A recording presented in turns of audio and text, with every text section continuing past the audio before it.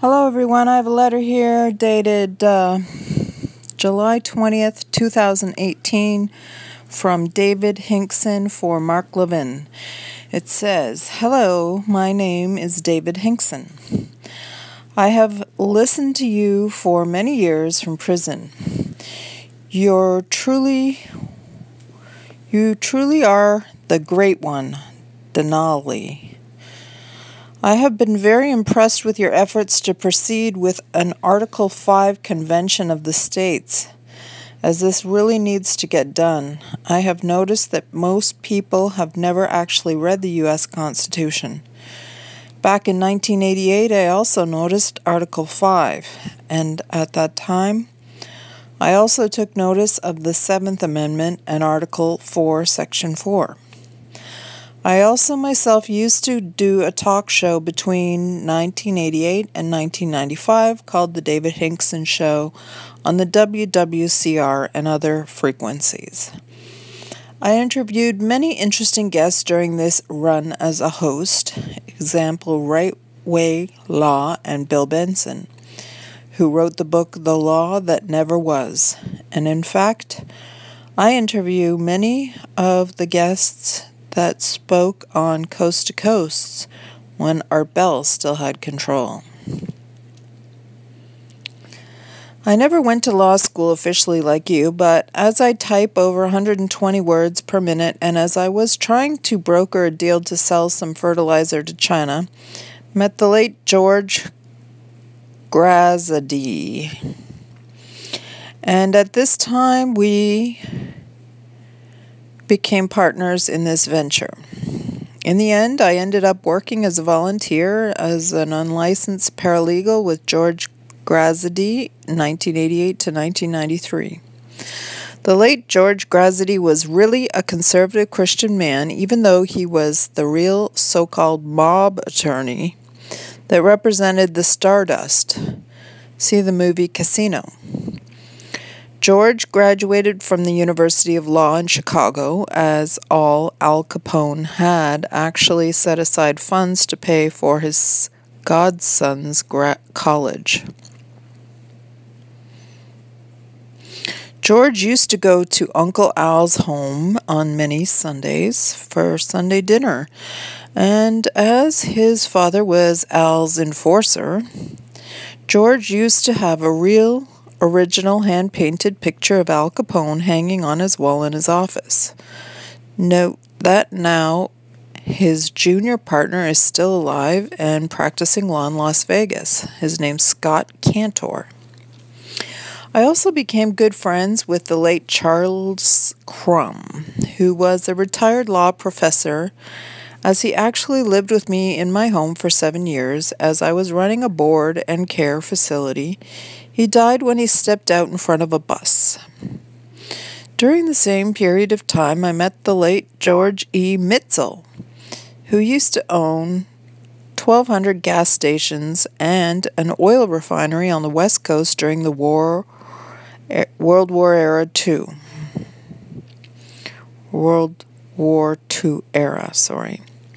George E. Mitzel had sold his stations and oil refinery and built a casino on the Las Vegas Strip called the San Suisse. Then George Mitzel sold his casino to Howard Hughes, then known as Castaways, and used the funds to purchase the Valley Wells Ranch. The Valley Wells Ranch was over 750,000 acres of land, 30 by 40 miles square. See TV show Bonanza. This ranch was in private ownership since the 1700s, and there is even a Yates family cemetery near the Yates Wells off-ramp on I-15, right past the California border. The BLM stole this land in a similar manner as the current Bundy fight, and they also, in my opinion, used acetone swabs to erase the microfiche. Before Mitzel's death, he willed me this ranch. The BLM still won't give it back. So in conclusion, here I ended up working with George Grasady, George Mitzel, and Charles Crum as I became the foremost expert on land issues. I did have a head start in some of these concepts as I had a degree in finance and I was an actual real estate broker, licensed in 3 states during the early 80s. At this time, I now have a degree in naturopath and speak fluent Russian and Spanish. I ended up in the middle of a fight over these so-called public lands, not unappropriated.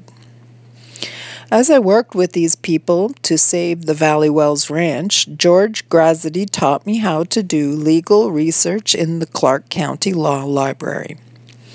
And Charles Crum and I went to the Federal Archives at the UNLV in Las Vegas to do our research. We studied even the Spanish land grants and how real estate was owned and claimed before the Civil War.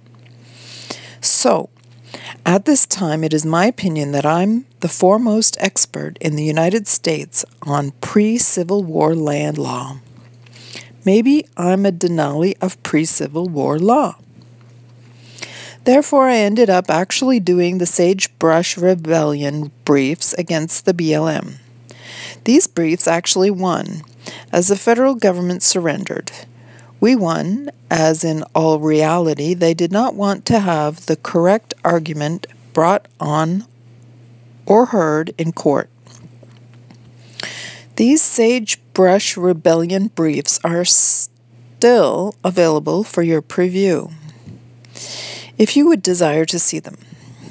I also did the legal briefs for Bobby Baracchini, see Lido at Stardust, to save Clyde the orangutan, see movie Any Which Way But Loose.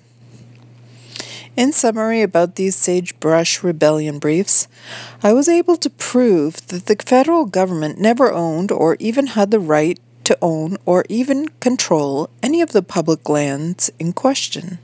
See the Bundy fight.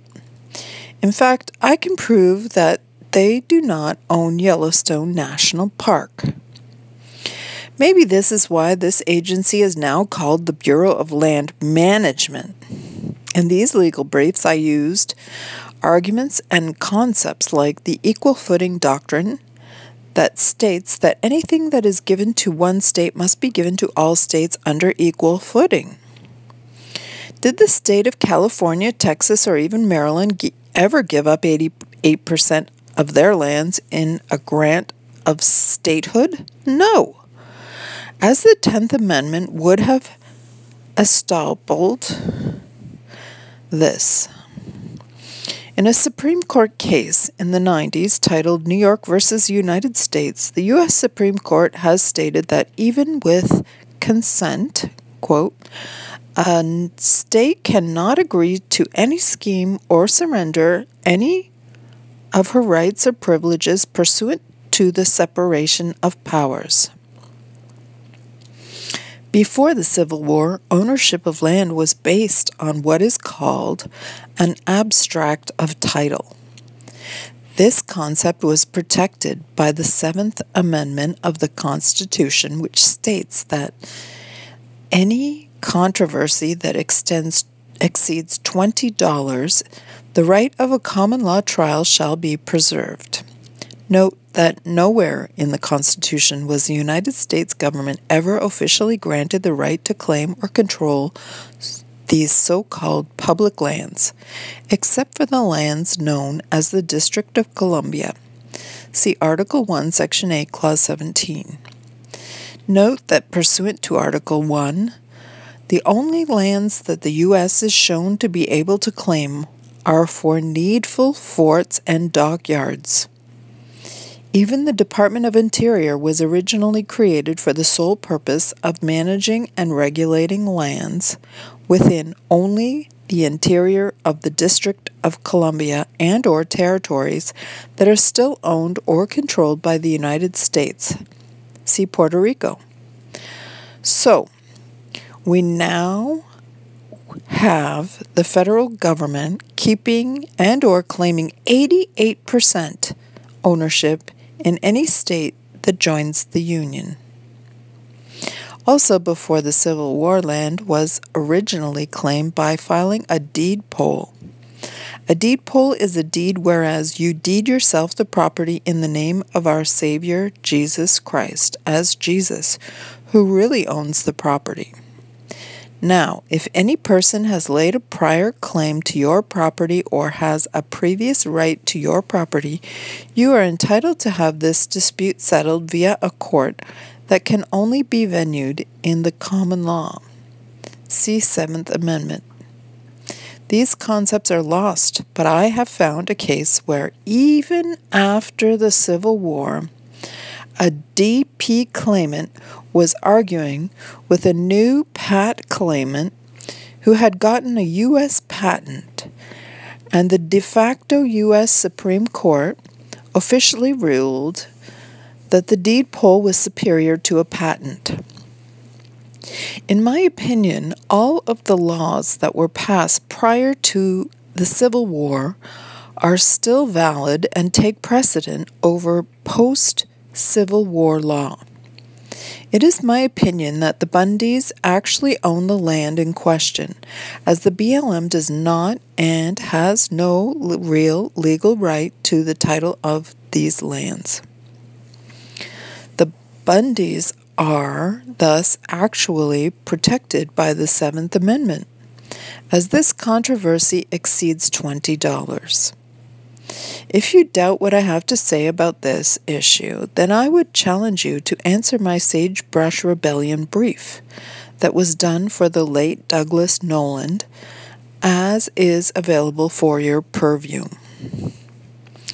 This is where it gets a little bit interesting. Note here that there are two separate and distinct constitutions.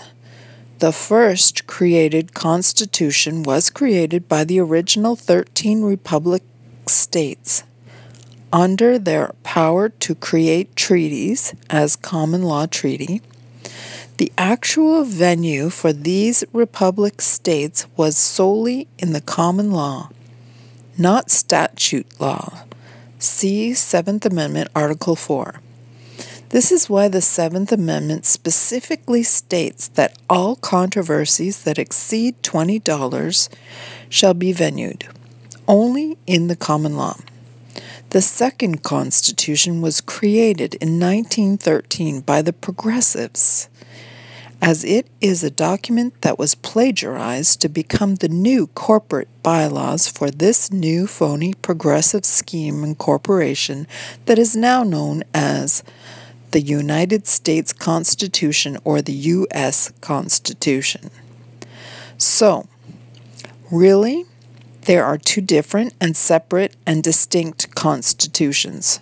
What this really means is that the organic original Constitution for the United States of America was the document that actually created the 10 miles square and controlled all such activities therein, as it did not create a national government outside of the 10 miles square. We also note at this time that all writs are in fact common law instruments, and all motions are statutory law. There was never a constitutional amendment that guaranteed that the right of a motion of habeas corpus shall not be suspended. This guaranteed right states that the writ of habeas corpus shall not be suspended.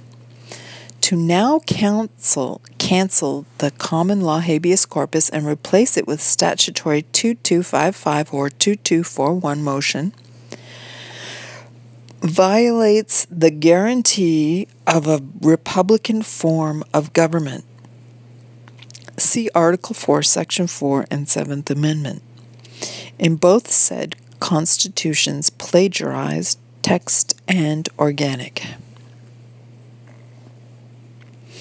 Do you really think that the Founding Fathers just forgot to put a citizenship clause in the Constitution? Did we really need to have the 14th Amendment created to have citizens? Note that only a few states have ratified the 14th, 15th, or 16th Amendments. See the law that never was. In fact, it was a U.S. Supreme Court case called Union Pacific Railroad that stated that the so-called creation of the 16th Amendment never canceled Article 1, Section 1. What this means is that the 16th Amendment that was never properly ratified really never gave the U.S. the power to even create an IRS, let alone collect taxes from the citizens of within the sovereign states. But the sovereign states have all been sine died, Latin for the sun has now set, as they were replaced by the United States corporations as subcorporations. Therefore, there are now 2 of every state that was created before the Civil War. For example, there is the California and Texas republics and the state of California and Texas. And there are even 2 separate state constitutions.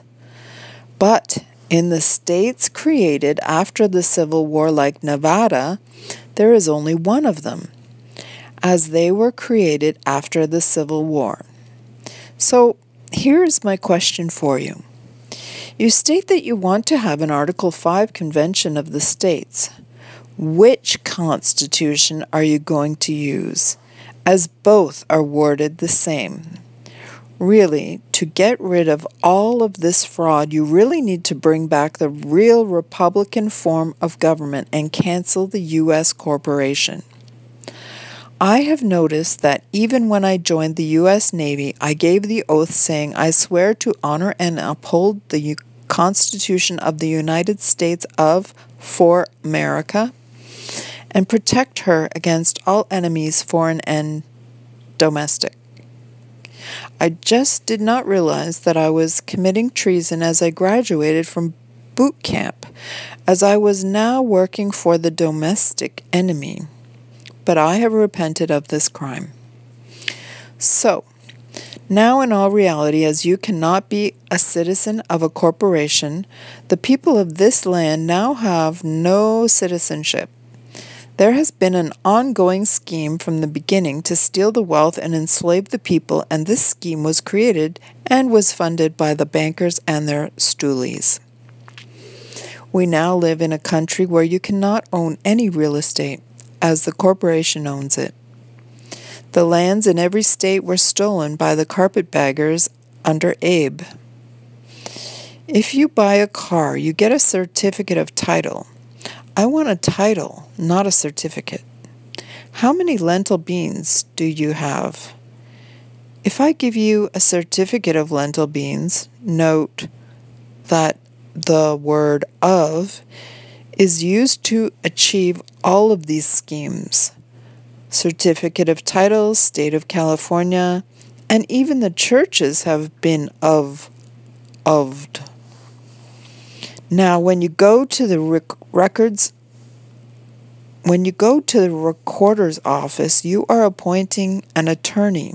In fact, as you have the notary's stamp put in place and you pay them a transfer tax, as they stamp their corporate seal on your document, and then most deeds have your name in all uppercase letters. See the U.S. Styles Manual to make sure that you are an inanimate object with no birthright to God. What I'm trying to tell you is that everything is a fraud, and it has been created using fraudulent concepts. The U.S. Styles Manual proves this. I have been able to now do a deed poll and remove my property from their venue. Also, I discovered that all of Title 16 was never made into positive law, as the de facto U.S. Congress never even voted on it. and that all of Title 18 was never even voted on by Congress. I have the ability to discuss any and all of these topics, including the fact that the United States is now a de facto corporation. I can speak about these things in great detail, and I am now attempting to make some statements for you that I thought you will find interesting. While I was doing my own talk show, I also co-hosted On the Air in Las Vegas with Lou Epton. Lou was a movie star and played the bartender in the Kojak series. Lou introduced me to Aaron Russo, movie director, and when Aaron ran against Harry Reid in the early 90s, I was his campaign manager. I used to attack Harry Reid every day, 5 days a week. I also ran for county commissioners and lost. Aaron ran against Harry Reid. It would seem that I have always had the gift of understanding how things work. When I was only 17 years old, I took an aptitude exam as I wanted to enlist in the U.S. Navy. I scored over 90% on the subjects of physics, electronics, and mechanics. I then ended up working and being stationed and worked at HSL-30 Norfolk, Virginia, working anti-submarine missions. I was an ADJAN specialized in Helo's 8 SH-2F model. Now we're on to a new subject here. In 1993, I actually built and created a real Galt motor. It is just like the Galt motor that was talked about and described in Ayn Rand's famous book titled Atlas Shrugged. The acronym GALT actually stands for Geometrically Amplified Lateral Torus. Note here that it was just a coincidence that the name ended up being the same. I thought that this would be a topic of interest to you, as I have heard you talk about EMP and CME, and the fact that we need to now somehow get our national power grid protected. We really are out of time. The GALT would be the best and most cost-effective solution for this problem. Right now, as a political prisoner in federal prison, I have gotten an actual GALT generator built and demonstrated from here. If you go to YouTube and type in GALT generator and see the fourth picture down, you will see an actual GALT alternator working. This video was created and narrated by the late and great Bob Sandberg right before his death. We hope to have a better video that can be seen for your preview soon. The GALT motor also makes free horsepower as it creates the free AC energy. Note that every university in the world is now teaching that there is no such thing as perpetual motion, and that you cannot violate the law of thermodynamics. I also know that the U.S. Patent Office will not let any device be patented if it is claimed to be perpetual. So, we really need some political help to get the patents secured. So for now, my plan is to feed the grid at GALT with a 2-foot rotor will generate over 1,000 horsepower and earn about $250,000 a month at 0.05 per kilowatt hour. I have never let the opinion of others slow me down, as I understand how things really work, and I knew the concept for the GALT land and the electric jet engine would work even before I had them built.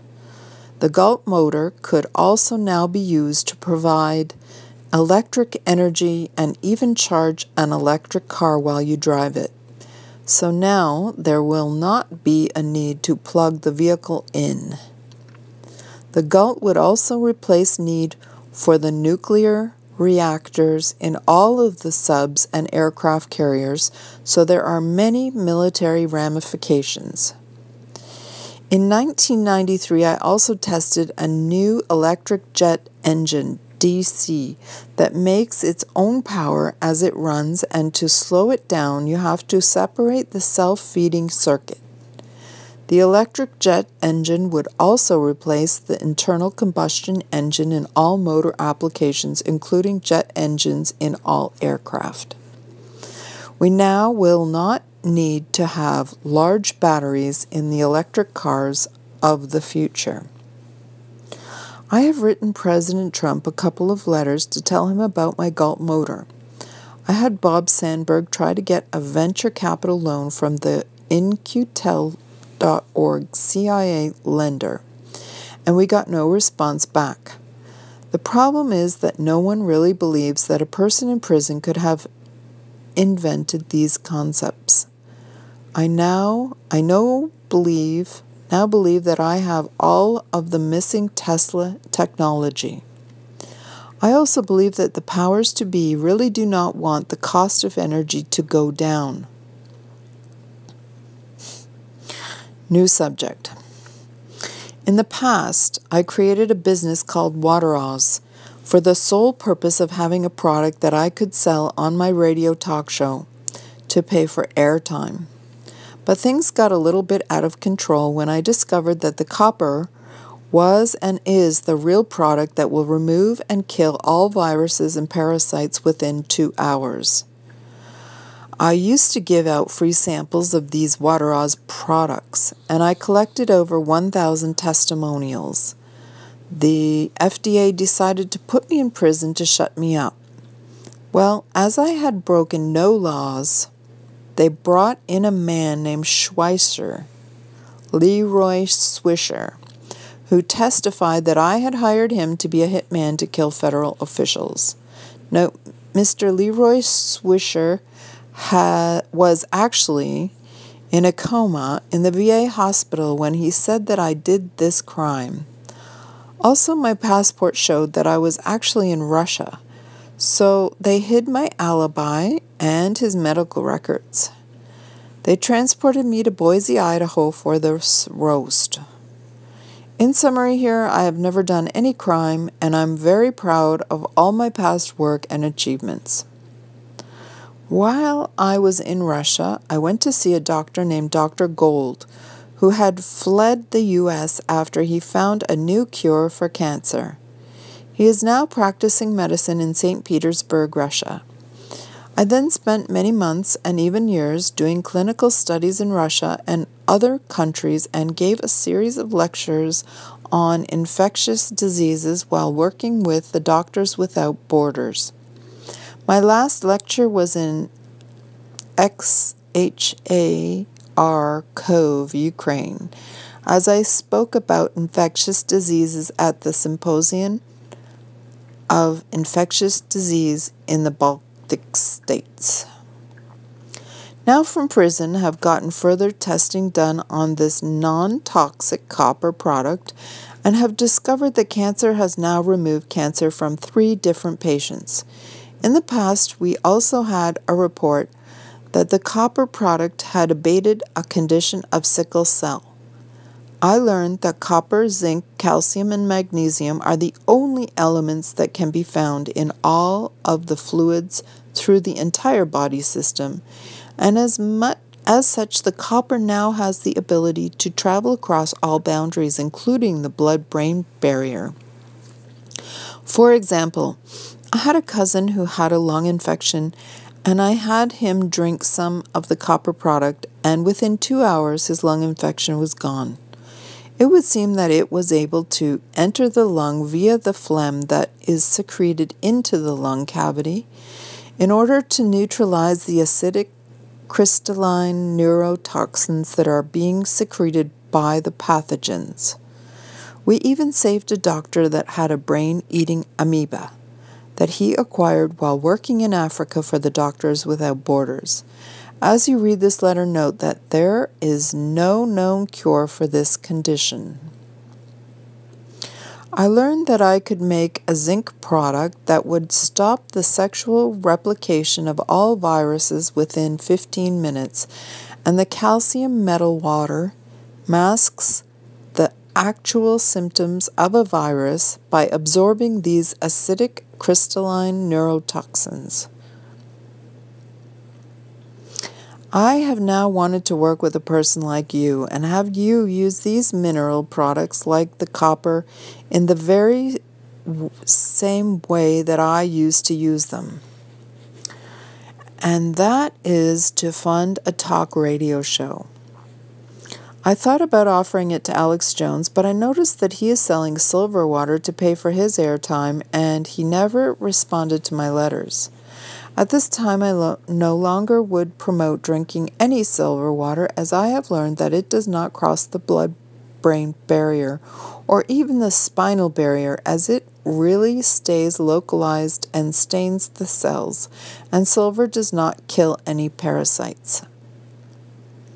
In the past, I was able to give out thousands of free samples. Therefore, if a show like yours, for example, were to offer free samples of the copper, we would mail out literally 1 million free samples, and when the people test the samples for themselves and see their own miracle in just a few hours, they might order some more. We don't have to make medical claims, as we just promote a test study. While working with Lou Epton, we used the income from the steady sales to pay for his airtime. I feel it is only right to continue to support the show that got the customers, especially as there is a large profit margin in this concept. We can keep the price down and still support our friends. Also, I had the idea of doing a crowdfunding project for the Galt. We could then give your show 20% of the money that is collected for advertisement. This 20% would include the standard 10% fee that is now being charged by professionals in this field. It is my opinion that having 15 million listeners who believe in your word is worth more than any so-called expert in any field. In the past, I have always had a reputation of being honest, and I don't play any games. I don't need to teach the world the truth about their democracy, as I have learned to just be quiet. But I assure you, at this point in my career, I have no intention of letting the world continue to suffer from these diseases that I know I can cure and abate, and have the global warming story shoved down our throats. I now know what needs to be done, and I have a mission, and we will get it done. My overall goal is to now help the people of the world with these two main concepts.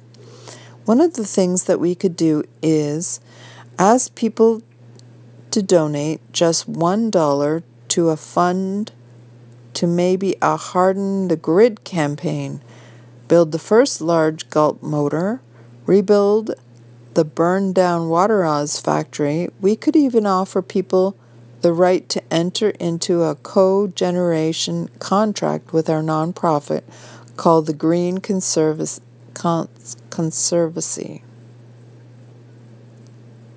In summary here, I would like to use the Galt motor and the electric jet motor to seize the global warming agenda, even if I don't believe in the science as it is now taught. I would like to help you do your Article 5 Convention of the States and rid the planet of infectious diseases. Just a few goals for the new year. Now, under this new U.S. Supreme Court ruling known as DiMaia, it looks like I could be released soon. Therefore, if you have any interest in my story or even interviewing me, I would be honored to communicate with you from prison. I have a lot of ideas, and I would like to share them with you. I would also like to tell you about the other 5 inventions that I did not mention in this letter. P.S. The indium product balances the hormones and could be the best anti-aging concept ever. And the copper product would even removed the cancer from John McCain's brain. But maybe we should not do the latter, as every dog has his day. With respect from your admirer, David Roland Hinkson. And if you would like to see a mini documentary about this man's trials and tribulations, you can see it on YouTube under Cesspool of Judicial Corruption. Thank you for listening. Save the world. God bless.